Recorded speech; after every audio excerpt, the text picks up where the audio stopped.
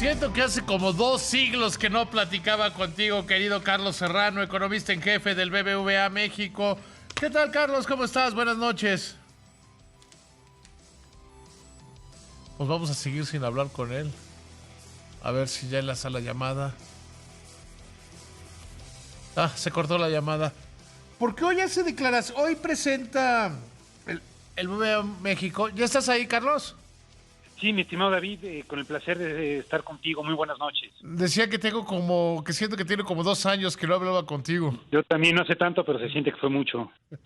Que siempre es un gusto saludarte. Oye, hoy El gusto es mío. un paquete de declaraciones interesantes. ¿Por qué no resumes este análisis que presentaste hoy del análisis sectorial del BBVA México? Más bien, análisis sectorial de la economía por el BBVA México. ¿Cómo no, David? Tenemos ahí varios componentes en este análisis. Yo comenzaría diciendo, tenemos un análisis acerca del papel que juega México en las cadenas globales de valor, y lo que encontramos son dos temas, David. Primero, que este movimiento conocido como nearshoring es real, está ocurriendo. China está perdiendo cuota de mercado en Estados Unidos. En los últimos 5 años ha perdido 4 puntos, está perdiendo inversión. Y por otra parte, lo que vemos es que en términos de competitividad, México debería ser el país del mundo que más debería de capturar esta inversión perdida por China. Tenemos ahí un análisis de indicadores de ventaja comparativa revelada que nos muestran que muchas de las industrias donde China es hoy el primer lugar, por ejemplo, en equipo electrónico, en equipo de cómputo, en maquinaria de equipo, México es el segundo lugar en términos de competitividad. Además, lo que vemos es que México es una economía muy integrada con la de Estados Unidos en cadenas de valor, y por lo tanto debería ser el destino natural de estas inversiones que pierde China. Sin embargo, lo que encontramos es que el reto principal para atraerlas está en casa, y ese reto está primero en revertir o eliminar las señales de incertidumbre que se han enviado, señales que significan que este es un país donde pueden no llegarse a respetar contratos, donde pueden cambiarse las regulaciones después de que se hacen las inversiones. Y segundo, un tema fundamental es la energía. Muchas de estas empresas, sobre todo estos sectores que te apunto, electrónico, computación, son intensivos en electricidad, y para venir aquí necesitarían la certeza de que van a tener electricidad confiable, barata y no contaminante.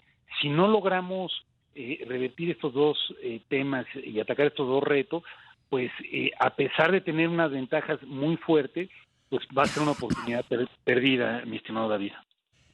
Y se está entendiendo por la parte del gobierno, Carlos, o sea, se está entendiendo que estamos dejando ir la oportunidad, ir la posibilidad de aprovechar esta crisis mundial, esta coyuntura internacional, para poder salir adelante.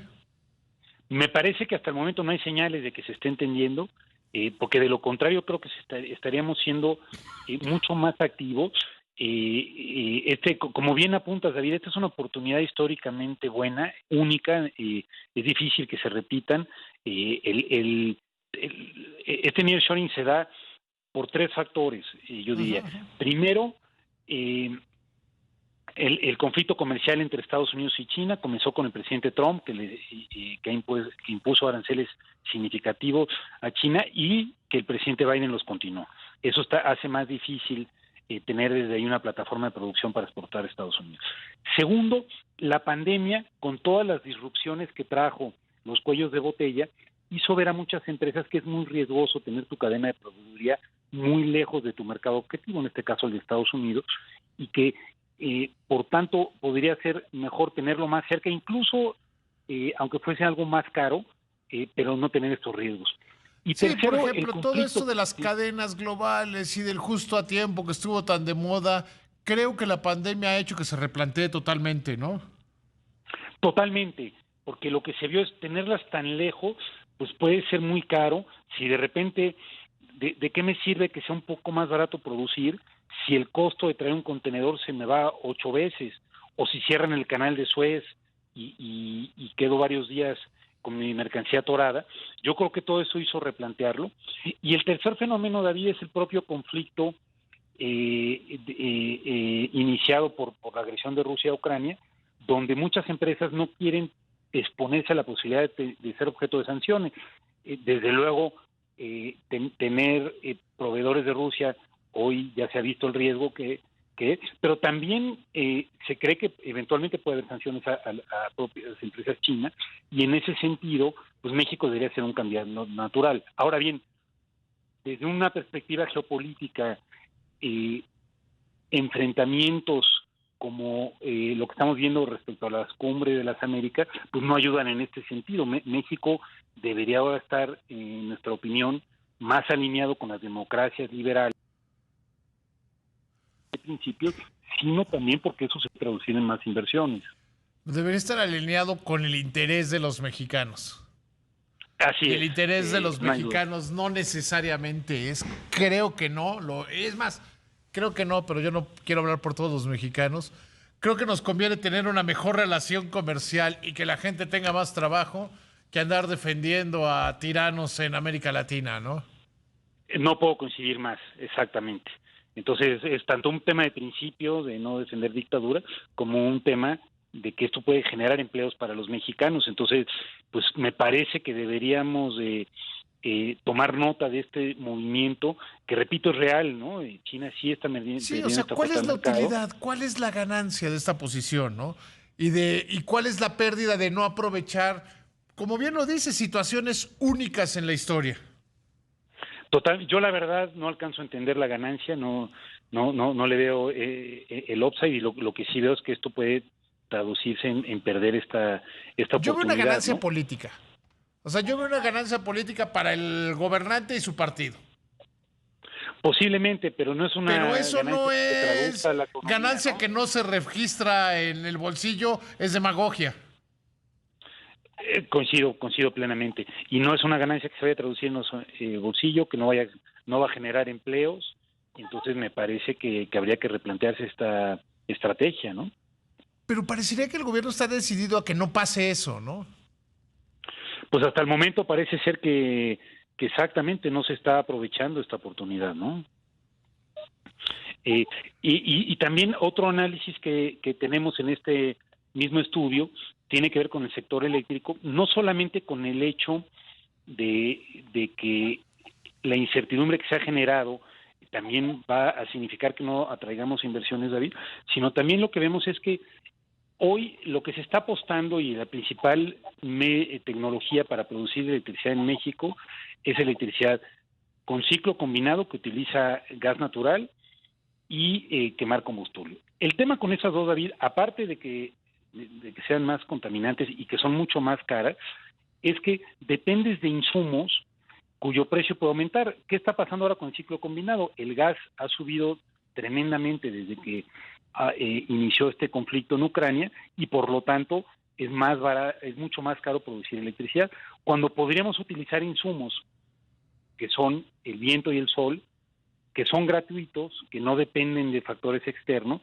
y nos dejarían en una posición de menos vulnerabilidad, porque ahora producir electricidad va a ser más cara porque tenemos que pagar un gas más caro, y eso o lo va a pagar el consumidor con tarifas más caras, o lo vamos a pagar los contribuyentes si es que el gobierno decide subsidiarlo, pero al final lo vamos a pagar.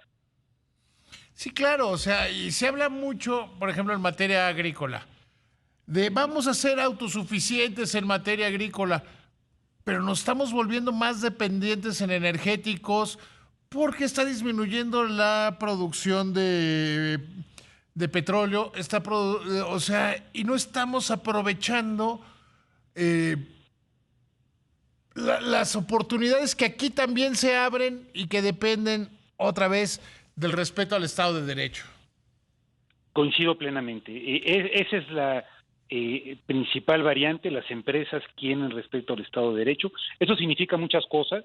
Desde luego hay cosas estructurales más complicadas, como son fortalecer los juzgados, dar mayor autonomía al Poder Judicial, pero se podría empezar con cosas más sencillas, que es Estado de Derecho también es respetar los contratos. Si el gobierno suscribe un contrato, se respetan, incluso aunque no te guste.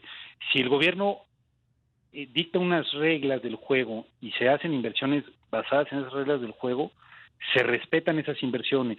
Y yo creo que si esto no se aprende esta lección, pues no vamos a estar aprovechando esta oportunidad. Y no solamente en el sector energético, David, porque hay empresas de otros sectores que miran lo que ha ocurrido en el sector energético y dicen, yo como sé que el día de mañana van a ser mis contratos los que no van a ser respetados. Sí, cualquier inversión de largo plazo, cualquier inversión de largo plazo se pone en duda por si ellos, porque hay una decisión política que no es económica, una decisión de gobierno, ¿por qué puede ser el energético y no el hotelero, por decirte alguno, o el manufacturero de vehículos? Exactamente, no necesariamente tiene que ser energético, porque la incertidumbre llega a todos y todos ven esto que está ocurriendo, entonces totalmente puede ser una planta automotriz, que por cierto también, pues esto no es hipotético, General Motors se ha dicho, mientras tengamos incertidumbre acerca de las políticas energéticas, no podemos pensar en hacer otra planta en México. Claro, o sea, hay toda una concatenación y un gran desperdicio, ¿no? Totalmente, porque estas son oportunidades que se pierden, no vuelven, David, porque en el momento que una empresa como esta decía poner una planta automotriz en otro país, esa oportunidad se fue. Entonces, me parece que habría que intentar tener una reflexión, y ojalá se tenga dentro del gobierno, de que no se puede dejar esta oportunidad tan importante que, digamos, puede ayudar a subir la tasa de crecimiento potencial del país y llegar a más inversión, a crear más empleo. Ojalá que se cambie el rumbo en estas materias, sobre todo en el tema de generar certidumbre para los inversionistas. Oye, ¿me puedes esperar en la línea? Tengo que ir a un corte. ¿Me puedes esperar en la línea y le seguimos? Con todo gusto, mi estimado David. Gracias, querido Carlos. Datos financieros. Solo en Análisis Superior. Estamos de regreso. Continúo platicando con Carlos Serrano, economista en jefe del BBVA México. Carlos, te llevo a otro tema que hablaste hoy, o ya terminaste con el previo. Sí, también concluimos. Te agradezco muchísimo, porque además yo creo que fue muy enriquecedor. Hoy, ¿cómo se ve la economía de los estados? ¿Cómo se está viendo el sector manufacturero? A la luz de que, bueno, vimos una pequeña recuperación con los datos más recientes que hoy mismo dio a conocer el INEGI. Así es. Tenemos una recuperación y eso es positivo, aunque hay que recalcar que no es todavía una recuperación completa, en el sentido que el sector manufacturero pues todavía no alcanza el nivel de PIB que tenía antes de la pandemia. En parte estamos siendo afectados por esos cuellos de botella en las cadenas de suministro global, que por cierto se vinieron a agravar tanto por el conflicto con Rusia, pero también por lo que está ocurriendo en China. China está teniendo múltiples casos de infecciones y tienen esta política que llaman de cero COVID, donde de repente al detectar algunos casos pueden llegar a cerrar puertos enteros. Han cerrado en varias ocasiones el puerto de Shanghái en las últimas semanas, y eso origina disrupciones en todas las cadenas de valor globales. Y México, que también ponemos en estudio, es un país muy insertado en estas cadenas de valor, donde para producir, por ejemplo, un automóvil o para producir equipo electrónico, pues se toman piezas que vienen de China, que vienen de Estados Unidos, que luego regresan. Eso hace competitiva la manufactura mexicana, pero en esta ocasión pues también la hace vulnerable a estos cuellos de botella. Entonces nos parece que hasta que no se lleguen a resolver del todo, pues vamos a ver que no vamos a tener esta recuperación completa. Y lo que vemos también en materia regional, a tu pregunta, David, es que lo que hemos visto... Estoy terminando una entrevista. Lo que vemos aquí, David, es que hay estados que se están recuperando de forma más rápida. Por ejemplo, la Ciudad de México, por ejemplo, los destinos turísticos, donde estamos viendo en los centros de playa, en parte por un efecto rebote, un crecimiento importante, pero también lo que vemos es que de todos los estados del país, solamente 8 han recuperado los niveles que tenían antes de la pandemia. Es decir, pues todavía tenemos camino por recorrer en este proceso de recuperación, y en parte creemos que solamente logrando mayores niveles de inversión es que esto se va a lograr, porque no hay que olvidar, David, que la inversión en nuestro país todavía está 14% por debajo del nivel que teníamos en enero del 19, porque hay que recordar que no solamente cayó con la pandemia, sino que también durante el 19 algunas de señales de incertidumbre que se enviaron, como la cancelación del aeropuerto, entre otras, incidieron en una menor inversión. Entonces, estamos en un proceso de recuperación de la economía, sí, pero es un proceso todavía incompleto, y en parte por fenómenos externos como los cuellos de botella, pero también por temas domésticos como lo es la incertidumbre para la inversión. Y aquí es que el gran punto es cómo se recupera la confianza para la inversión. ¿Cómo hacerle para que la inversión se recupere? Y corrígeme si me equivoco, estos 8 estados que están a nivel previo a la pandemia, pues son estados que poco han tenido que hacer para recuperarse, poco han necesitado, porque dependen de insumos, como bien lo dice el turismo, por ejemplo, o las manufacturas ligadas a los Estados Unidos. ¿Qué es lo que les ha permitido recuperarse? Que no ha necesitado hacer mucho más. Exactamente, pero hay otros que sí necesitarían hacer más, necesitarían de esta mayor certidumbre para tener inversión. De lo contrario, pues no solamente no vamos a ver que se recupere en el corto plazo, sino que vamos a tener un menor crecimiento de largo plazo. Entonces, en efecto, hay partes del país que están creciendo con un muy buen dinamismo, como anotas, estados del norte, donde estamos viendo mucha actividad, por ejemplo, en naves industriales, donde empresas que ya están en el país están ampliando su inversión para aprovechar este proceso nearshoring, pero hay otras que se han quedado al margen, y si no se logra dar mayor certidumbre, se van a quedar al margen. Y en particular, lo que mencionamos también es que los estados del sur-sureste lo que requieren es infraestructura que los conecte a los corredores de exportación.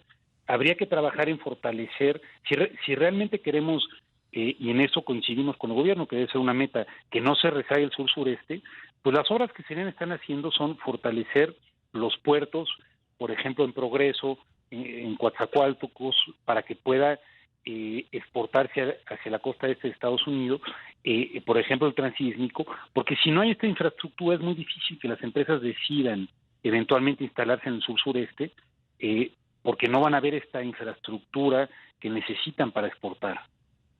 Sí, o sea, y hoy, paradójicamente, hoy estuvo Ken Salazar, el embajador, reunido con los empresarios y políticos del sur-sureste, porque sí debe ser una prioridad para México, y yo creo que lo dice bien el presidente, que no se rezague el sur-sureste, pero si no hay inversión, ¿cómo se va a poder sacar al sur-sureste? Se pueden sacar las zonas turísticas. Estuve recientemente en Cancún y pues, prácticamente era un mayo normal, era un mayo prepandemia, pero no es una garantía de que eso va a seguir funcionando así. Totalmente, exacto. Podrás tener la parte muy focalizada del turismo, pero si lo que queremos es inversión nueva, sobre todo en estas industrias manufactureras, pues se requiere otro tipo de obra pública que conecte al sur-sureste con los corredores exportadores, porque de lo contrario pues, esas inversiones no van a venir, que son las inversiones que pueden generar empleos mejor remunerados. Entonces me parece que el objetivo, todos coincidimos, que no se rezague y no se quede atrás, que se nos ha quedado el sur-sureste, pero creo que en la medicina es donde diferimos. Nosotros pensamos que lo que hay que hacer es infraestructura, sí, pero infraestructura que ayude a conectarse con los procesos de cadenas de valor global que permitan eventualmente exportar desde el sur-sureste, cuestión que no ha ocurrido desde que se firmó el Tratado de Libre Comercio. Sí, sería industrializar el sur-sureste. Porque, por ejemplo, el Tren Maya, vamos a suponer que sí está bien hecho. Vamos a suponer que no daña la ecología. No busca que crezca la posibilidad de exportación, no busca eso, sino que los turistas puedan ir mejor por el sur-sureste. Exactamente, y eso podrá estar bien, pero eso no va a industrializar al sur-sureste, ¿no? Quizá puede traer algo más de turismo en el margen, pero no nos va a ayudar a industrializarlo. Para eso necesitamos infraestructura distinta a la que se está haciendo. Y de igual forma, la refinería, pues tampoco va a traer nuevas inversiones, ¿no? Entonces... Esa yo creo que va a empezar a operar como dentro de unos 8 años, entonces... Probablemente... La van a inaugurar el julio, pero no creo que empiece a operar. Exacto, y a lo mejor cuando empiece a operar ya la demanda por combustibles a lo mejor va bajando en el mundo, no lo sabemos. Entonces me parece que lo que habría que hacer es inversiones que atraigan otras inversiones, y la refinería no creo que vaya a ser el caso, ¿no? Sí, no va a generar un polo de desarrollo. Exactamente, esa es nuestra impresión. Oye, hiciste una declaración que también me llamó mucho la atención. Hoy sí ando aprovechando de ti. Te extrañaba tanto que estoy aprovechándome de ti, querido Carlos. Me parece muy bien, mi estimado David. Gracias. Oye, dijiste que los aranceles cero se deberían quedar, pues no el año que se planteó, sino permanentemente. ¿Por qué? Muy buen punto, David. Lo que yo mencionaba, me parece que el efecto que van a tener los aranceles en su propósito original, que es reducir la inflación, es algo limitado. ¿Por qué? Porque muchos de estos productos o ya se producen en México o se importan de Estados Unidos, donde el arancel ya es cero. Entonces, o yo de los países con los que tenemos tratados de libre comercio. Exactamente. Entonces, por ahí, pues no va a ser mucho. Además de que lo que estamos viendo es una inflación global. Somos una economía abierta. Es muy difícil que nos vayamos a aislar. Y si vemos inflación importante en precios de alimentos en el mundo, pues eso me parece que es muy difícil de combatir. Dicho lo anterior, creo que plantearse disminuir estos aranceles sí es una buena política, pero sobre todo que tendrían beneficios en el mediano plazo. ¿Por qué? Porque lo que estamos haciendo al tener estos aranceles es darle una protección artificial a productores mexicanos. Como ya decía, muchos se producen en México, pero no porque sean más competitivos, sino porque el arancel les ayuda a competir. Yo creo que si se eliminara este arancel, quizá de una forma gradual para dar tiempo, lo que se estarían haciendo, David, es generar incentivo para que entonces en el campo mexicano los productores se dediquen a productos en los que sí podrían ser más competitivos por sí mismos, y no porque tienen una protección artificial como es el arancel. Entonces, por ejemplo, dejar de proteger maíz, ¿no?, que es uno de los que se está hablando, podría eventualmente hacer que México se dedique más a fres, a las berries, donde podemos ser más competitivos. Entonces yo creo que un arancel lo que hace es, y eso lo sabemos de siempre, un arancel lo que puede hacer es dar ventajas artificiales e impedir que la producción, trabajo y capital migre a donde puede ser más competitivo. Yo creo que México podría ser mucho más competitivo en otros cultivos, pero para ello habría que generar los incentivos adecuados. Pero pues andamos en aquello de sin maíz no hay país. Exactamente, y eso yo creo que habría que abandonar eso. Si el maíz resulta que podemos importarlo de países que lo hacen de forma mucho más eficiente, y en cambio producir cultivos donde podríamos ser una potencia, pues eso es mejor, ¿no? Cultivos como los berries o como los aguacates, donde somos una potencia mundial. Lo decías muy bien. ¿Por qué no nos concentramos más en los berries y dejamos que otros hagan más maíz? Exactamente, donde no les vamos a poder competir, a menos de que pongamos el arancel, pero pues el arancel al final es un impuesto que acaba costando. Entonces el que lo paga es el consumidor, cuando podríamos mejor tener maíz más barato y concentrarnos en, como bien dices, en los berries, en aguacates, en otros cultivos, donde en Estados Unidos es más difícil que nos compitan, incluso por cuestiones climáticas. Pues mejor creemos las condiciones y generemos los incentivos para que este cambio ocurra. Querido Carlos, hoy sí abusé de ti. Te agradezco muchísimo que me hayas tomado la llamada. Siempre extrañaba mucho platicar contigo, de verdad. Lo mismo digo, y a tus órdenes. Cuando haga falta siempre es un placer conversar contigo. Gracias, que te